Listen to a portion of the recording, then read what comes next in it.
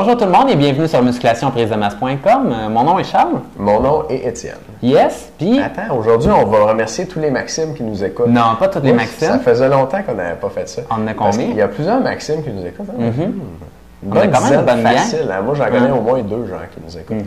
Fait que Maxime, merci beaucoup de nous écouter. Puis continue comme ça nous fait vraiment plaisir que tu nous écoutes. Merci Maxime. Yes!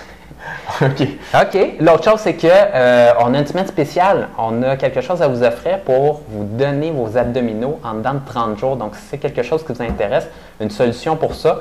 Et solution à la maison, allez voir, les informations sont en bas du vidéo ici. Vous avez une semaine seulement pour avoir les informations. Donc, allez voir ça.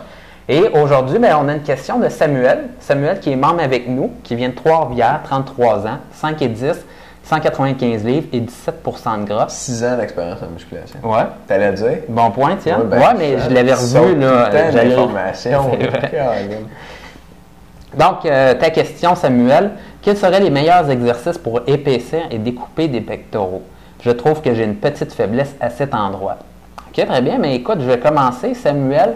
Ce que je te donnerais comme conseil, premièrement, c'est qu'il y a plusieurs gars qui ne savent pas exactement c'est quoi la différence entre du bench press plat, incliné et décliné. Donc, on en voit faire au gym, on ne sait pas trop quand le rentrer dans notre entraînement puis à quoi ça sert au juste. Donc, je te réponds à cette question-là aujourd'hui. Faire le plat, ça travaille principalement tous les pectoraux. Quand tu travailles en incliné, ça travaille un peu plus le faisceau supérieur. Et quand tu travailles en décliné, donc la tête par en bas, ça travaille plus le faisceau inférieur de tes pectoraux. Donc, c'est intéressant de varier par rapport à ça si tu veux vraiment développer tes pectoraux au complet. Maintenant, une erreur qu'on voit faire au gym souvent, c'est d'essayer de travailler ses pectoraux, mais soit que le banc est beaucoup trop incliné, donc vraiment droit comme ça, là, ou à 45, à ce moment-là, ça travaille beaucoup trop les épaules par rapport aux pectoraux. Ce qu'on veut, c'est avoir une inclinaison d'à peu près 15 degrés seulement. Donc, lorsqu'on lève notre banc, là, à peu près une coche supplémentaire, mais c'est tout pour monter le banc.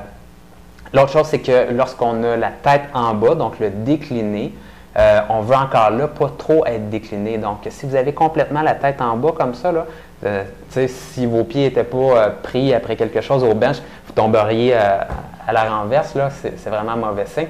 À ce moment-là, c'est très dur pour vos épaules. D'ailleurs, si vous avez des problèmes d'épaule, si toi, Samuel, tu as des problèmes d'épaule, c'est vraiment à proscrire dans ton entraînement. Je recommande vraiment encore là la règle du 15 degrés, donc juste baisser un petit peu d'une coche le banc, et à ce moment-là, tu vas bien travailler tes faisceaux inférieurs de tes pectoraux. Super. Au bench press aussi, vous pouvez prendre la barre de 3 façons. Vous pouvez la prendre en prise large. Plus vous prenez la barre large, plus vous travaillez l'extérieur de vos pectoraux. Donc, en prise large, vous allez sentir beaucoup au niveau de l'insertion du pectoral sur l'humérus. Puis, plus vous rapprochez la prise, plus vous faites le travail à l'intérieur des pectoraux. Une prise moyenne va travailler à peu près autant à l'intérieur que à l'extérieur. Une prise rapprochée va travailler plus à l'intérieur des pectoraux. Donc, vous pouvez varier comme ça, disons incliné, prise large, plat, prise moyenne, puis décliné, tête par en bas, prise rapprochée. Maintenant, Samuel, tu nous dis que tu veux vraiment épaissir et découper tes pectoraux. Un petit truc au bench press, quand on fait le mouvement, on peut ramener les coudes le long du corps ou on peut envoyer les coudes à l'extérieur.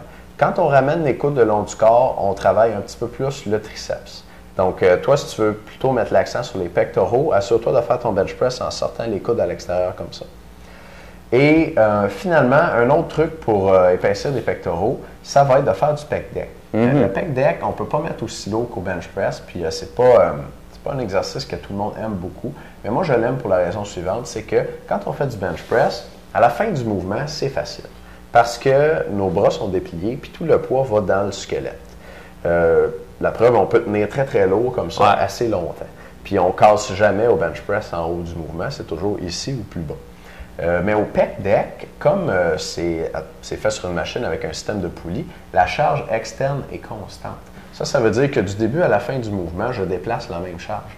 Et à la fin du mouvement ici, quand mes mains sont rapprochées, eh bien, il y a encore beaucoup de tension, contrairement au bench press. Donc, il y a beaucoup de tension à une zone où il n'y en a pas beaucoup au bench press et ça va développer comme il faut l'intérieur des pectoraux, qui est difficile à aller cibler avec un exercice avec une barre ou un haltère. Donc, pour cette raison-là, moi, j'aime bien le pec deck. Puis, chante un petit truc pour les pec deck? J'ai-tu un truc? Ouais, ok, c'est bon. T'as-tu un truc pour le pec deck?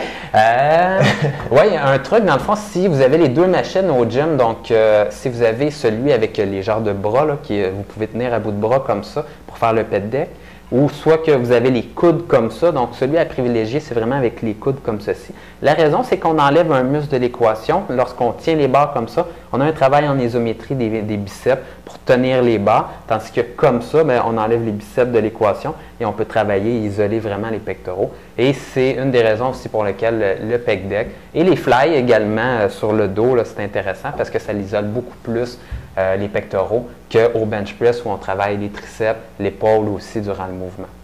Good. Samuel, j'espère qu'on a bien répondu à ta question. Cette semaine, on a un sondage pour vous. On veut savoir sur quoi vous aimeriez qu'on travaille pour vous. Ouais. Vous avez 3 choix. Le guide de la kératine, le guide pour optimiser votre récupération ou comment vous construire un programme de musculation par vous-même. Si vous voulez avoir plus de détails, regardez la fin de notre vidéo de lundi. On vous en parle plus de chacun. Le sondage est en dessous de la vidéo.